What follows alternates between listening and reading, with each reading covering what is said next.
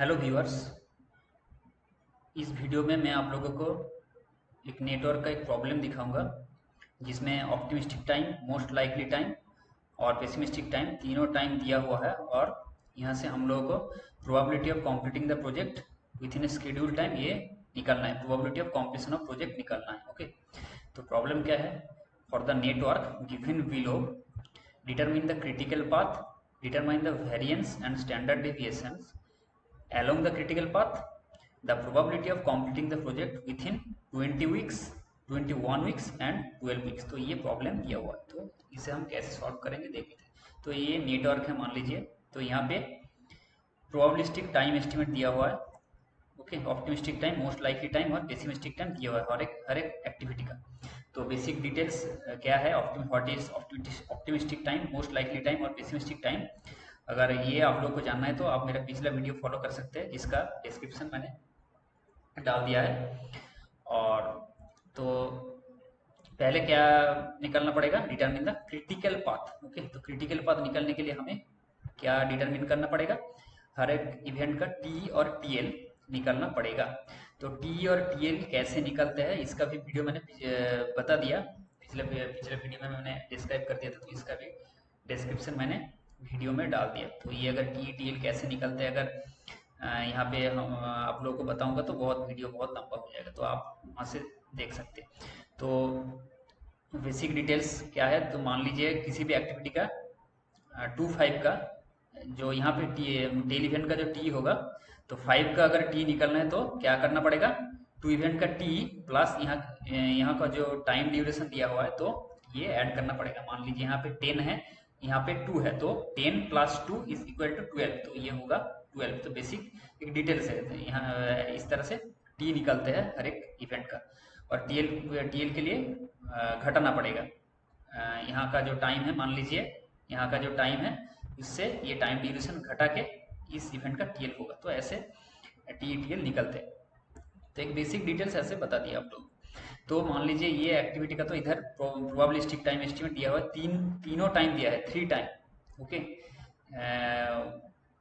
लेकिन CPM network में क्या होता है कि एक टाइम डिटरमिनिस्टिक टाइम दिया हुआ रहता है, तो आप डायरेक्ट टी और टीएल निकल सकते हैं ऐड और माइनस करके। लेकिन यहाँ पे पहले टी और टीएल निकलने के लिए क्या करना पड़ेगा आप लोगों को, ये जो optimistic time, most likely time, pessimistic time तीनों टाइम दिया हुआ है, इधर से आप लोगों को एक्सपेक्टेड मीन और एवरेज टाइम निकालना पड़ेगा हर एक एक्टिविटी का पहले, उसके बाद ही आप टी टीएल निकल सकते हैं। ओके, तो तो मान लीजिए पहले टी का टी और टीएल निकलते हैं, तो इसके लिए एक टेबल कंस्ट्रक्ट करना पड़ेगा आप लोग को। ओके, तो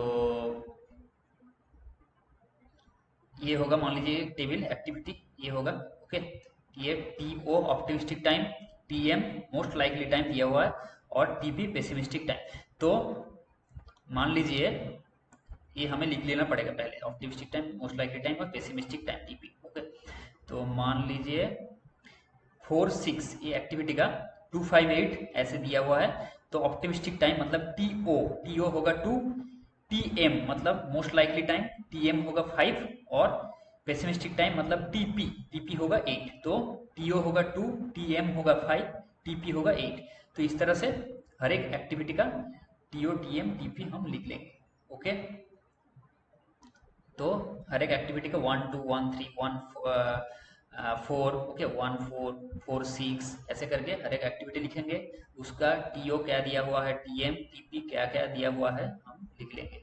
उसके बाद क्या होगा कि हर एक एक्टिविटी का टीई मतलब एक्सपेक्टेड और मीन और एवरेज टाइम जो है वो निकालना पड़ेगा। तो वो निकालने का फॉर्मूला है T O plus 4 into T M plus T P divide by 6। तो ये पहले निकालेंगे, उसके बाद वेरिएंस निकालेंगे। तो पहले टीई निकाल लेते हैं। तो टी क्या होगा, T O plus 4 into T M plus T P, okay, divided by 6। तो क्या होगा 1 + 4 into 1 plus 7, okay, divided by bracket divided by 6। Okay, तो कितना होगा कैलकुलेट करके 1, ओके, प्लस 4 इंटू 1 मतलब 4 प्लस 7 ओके डिवाइडेड बाय 6, तो कितना होगा, ये हो जाएगा 2 okay. 7 plus 4 plus 1 divide by 6, ये होगा 2, तो ये लिख लेते हैं 2। तो इस तरह से हर एक का t का वैल्यू हम लिख लेते हैं ओके। तो 2 ये होगा 4, ये होगा 3, ये होगा 1, ये होगा 6, ये होगा 5, ये होगा 7 ओके। तो t हम निकाल लिए। उसके बाद क्या होगा, वेरिएंस। तो सेकेंड क्वेश्चन क्या बोला, determine the variance and standard deviation along the critical path. तो critical path along the critical path में क्या होगा, वेरिएंस और स्टैंडर्ड डिविएशन क्या होगा। तो हर एक एक्टिविटी का हम वेरिएंस पहले निकाल लेंगे।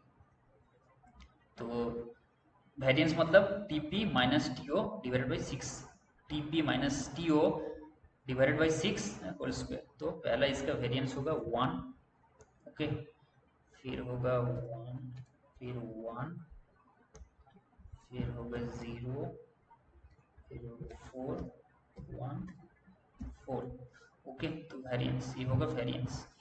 तो टी मैंने निकाल लिया। इसके बाद ये होगा एक्सपेक्टेड और मीन और एवरेज टाइम ओके। तो मान लीजिए 1 2 का मीन टाइम है 2 ओके। तो 1 2 एक्टिविटी का, तो इधर हम 2 एज्यूम कर सकते हैं, 2 मीन टाइम, जो डिटर्मिनिस्टिक टाइम है 2 वो हर एक में। तो 1 3 का है 4, 1 और 3 का है 4 तो ओके। तो 3 का अगर टी हम निकालेंगे तो टी का जो होगा 1 का जो टी होगा डेट प्लस 4 ओके। तो टी होगा 1 का 0 ओके, 0 प्लस 4, तो ये इसका टी हो जाएगा 4।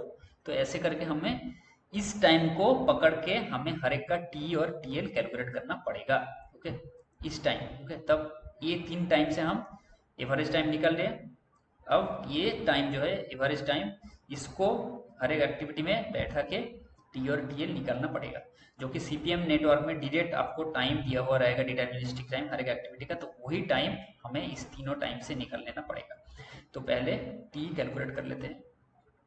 टी इसका होगा 1 2 का है, क्या होगा 2, 1 2 का है 2 मीन टाइम ओके। तो 0 प्लस 2, तो ये हो जाएगा 2। ऐसे ऐसे करके हम निकाल लेते हैं ओके।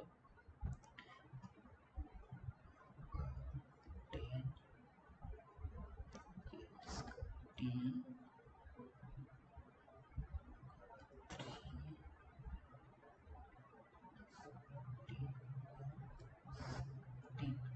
तो अब टीएल निकाल लेते, तो इसका जो टी होगा ये टीएल होगा 17।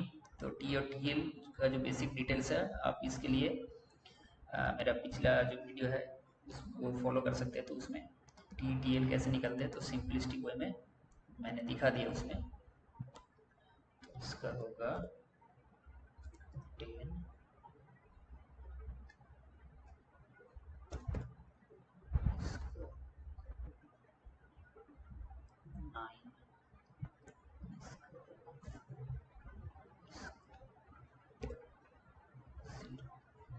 तो ये होगा टी और टीएल। तो हर एक का टी और टीएल ऐसे निकाल लिए। तो अब देखिए कि क्रिटिकल पाथ कैसे निकलते हैं। तो क्रिटिकल पाथ क्या होगा ओके, क्रिटिकल पाथ होगा, देखिए जो इसका जो क्रिटिकल इवेंट क्या क्या होगा देख लेते। तो क्रिटिकल इवेंट वही होगा जिसका स्लैक मिनिमम होगा। इधर स्लैक मतलब टीएल माइनस टी, तो इधर मिनिमम स्लैक है 0, 0 के नीचे कोई वैल्यू नहीं है। तो मिनिमम स्लैक जो वैल्यू है मतलब टीएल माइनस टी का जो वैल्यू है वो है 0। तो 0 किस किस का वैल्यू है देख लेते हैं। 1 का वैल्यू 0 है, 1 का स्लैक जो है वो 0 है, 0 माइनस 0 0। 3 का स्लैक जो है 0 है, 4 माइनस 4 0 ओके।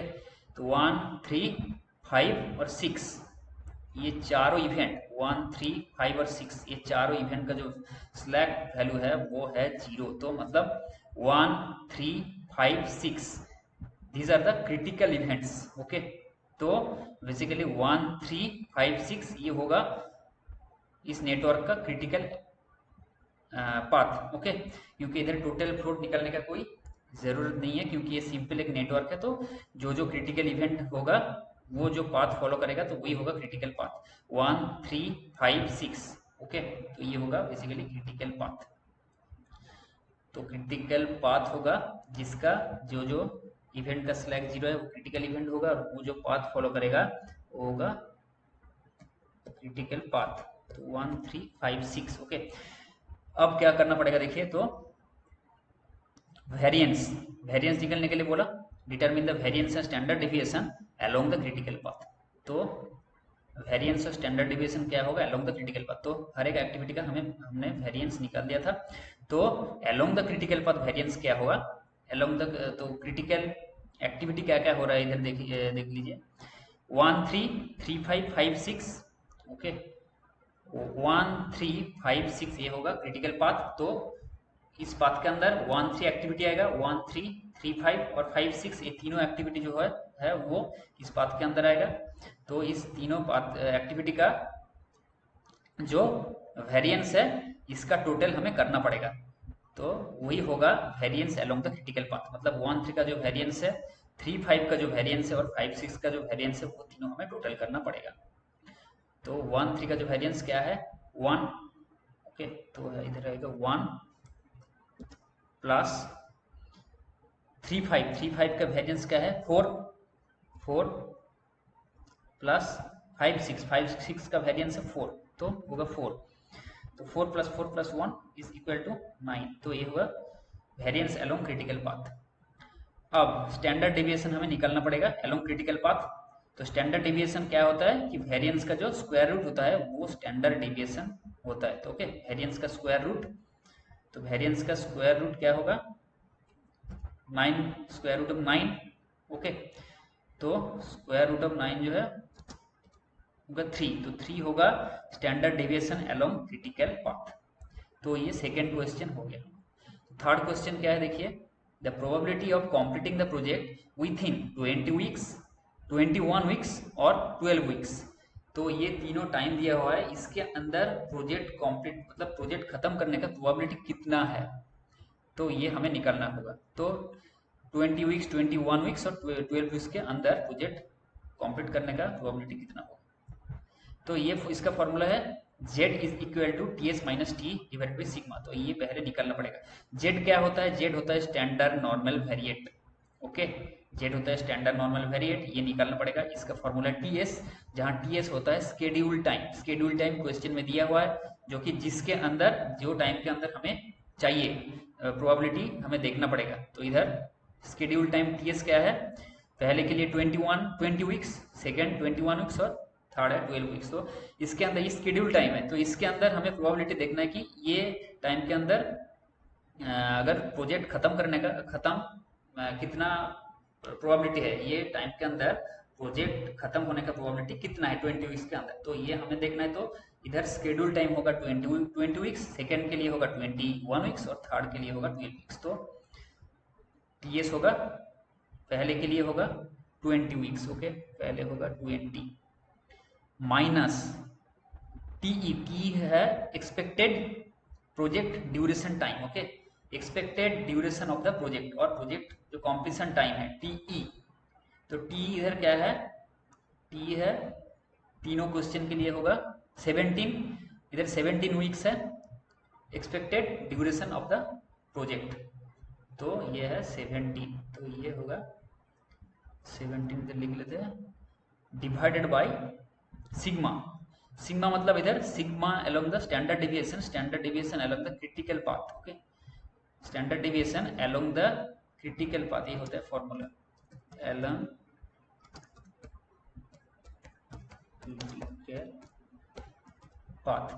तो सिग्मा अलोंग क्रिटिकल पाथ कितना क्या है हमने निकाल के रखा है, standard deviation along critical path is 3। तो इधर होगा 3 लिख लेंगे। ओके, तो इसका वैल्यू है 1, इसका वैल्यू 1। तो स्केड्यूल टाइम है, मान लीजिए इधर 20 schedule time, T expected time of the duration 17, जो तीनों के लिए सेम रहेगा। ओके, खाली शेड्यूल टाइम चेंज होगा कि पहले के लिए शेड्यूल टाइम बोला गया है 20, तो 20 लिखा, तो इसका जो वैल्यू है इसका है 1। तो सेकंड का वैल्यू 21 माइनस 17 तो सेम रहेगा, लेकिन 21 सेकंड के लिए शेड्यूल टाइम है 21 वीक्स और थर्ड के लिए है 12 वीक्स। तो निकाल लेते हैं 21 minus 17 divided by standard deviation along the critical path. Third के लिए है 12 माइनस 17 डिवाइडेड 3। तो इसका वैल्यू है जो मैंने लिख के रखा पहले से, इसका वैल्यू होगा 1, इसका वैल्यू है 1.3 और इसका वैल्यू है माइनस 1.6। ओके, तो ये जेड वैल्यू हमें निकालना पड़ेगा हर एक केस में। तो क्या होगा देखिए, प्रोबेबिलिटी का वैल्यू जेड का जो वैल्यू है इसके कॉरेस्पॉन्डिंग हमें प्रोबेबिलिटी देखना है।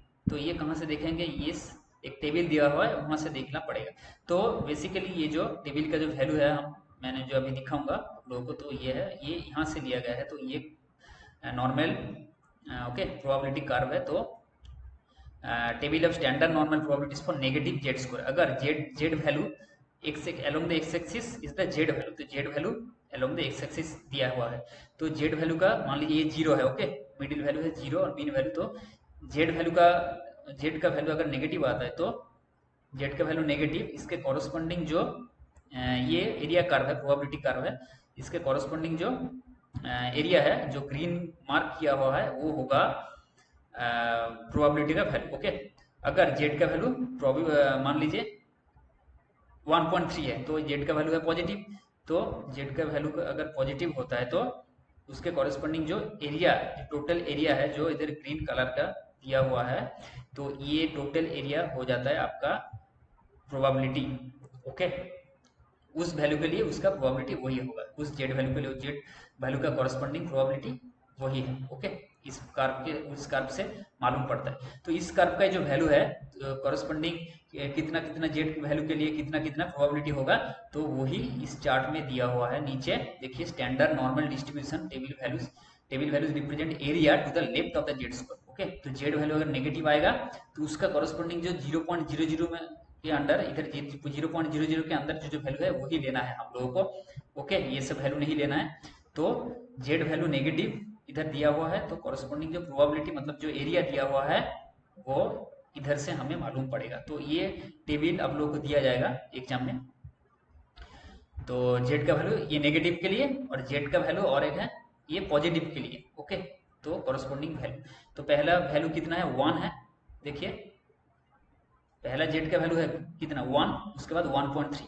तो 1 के लिए कितना होगा, 1 के लिए हमें पॉजिटिव टेबल जो है वो देखना पड़ेगा। तो जेड का वैल्यू अगर 1 है तो देखिए इसका वैल्यू है 0.84134। ओके, तो ये होगा वैल्यू ऑफ द प्रोबेबिलिटी। तो इसको अगर परसेंटेज में करेंगे तो 100 से मल्टीप्लाई करना पड़ेगा। तो 0.84134 इंटू 100 अगर करेंगे तो 84.13% ऐसा आ रहा है। ओके, तो जेड का वैल्यू अगर 1 होगा तो प्रोबेबिलिटी होगा 84.13%। ओके, तो इसका होगा 84.13%। सेकंड के लिए देखिए 1.3 है, 1.3 के कॉरेस्पॉन्डिंग जो वैल्यू होगा, देखिए 1.3 के कॉरेस्पॉन्डिंग वैल्यू होगा 90.32। अगर मल्टीप्लाई करेंगे तो ये होगा 90.32%। ओके, ये होगा 90.32%। सेकंड के लिए, थर्ड के लिए देखिए -1.6। तो पहला वाला टेबल देखना पड़ेगा -1.6। देखिए -1.6 के लिए इसको अगर 100 से मल्टीप्लाई करेंगे तो 5.48%। ओके, तो ये होगा 5.48%, 5.48%। तो ये होगा प्रोबेबिलिटी का वैल्यू। तो यहाँ से इस तरह से हमें प्रोबेबिलिटी का वैल्यू निकालना पड़ेगा। तो probability of completion of project with in 20 weeks is 84.13%। तो ऐसे ऐसे करके हमें हर एक का 21 वीक्स और 12 वीक्स के अंदर प्रोजेक्ट खत्म करने का जो प्रोबेबिलिटी है, तो ये सब वैल्यू। ओके, और एक वैल्यू आप लोग नोट कर दीजिए, अगर आपको टेबल नहीं दिया जाता है तो ये एक नोट कर लीजिए कि जेड का वैल्यू अगर 0 आता है तो उसका प्रोबेबिलिटी ऑफ कॉम्प्लीशन वैल्यू होगा 50%। ओके, उसका प्रोबेबिलिटी ऑफ कॉम्प्लीशन वैल्यू होगा 50%। जैसे कि आप इस टेबल से, इस चार्ट से देख सकते हैं कि जेड का वैल्यू अगर 0 आता है तो ये मिडिल बराबर होता है। Okay, so it is the mid value, 0 mid value होता है। तो 0 अगर 0 आता है जेड का वैल्यू तो उसका कॉरस्पॉन्डिंग जो एरिया होगा टोटल ऑफ हाफ होगा, 50% होगा। तो जेड का वैल्यू अगर 0 है, अगर आप लोग को टेबल में नहीं दिया जाता है तो जेड प्रोबेबिलिटी का वैल्यू होगा 50%, ये याद कर लीजिए। ओके, सो ये था पूरा problem. So if you find this video helpful, please like this video, share this and subscribe my channel.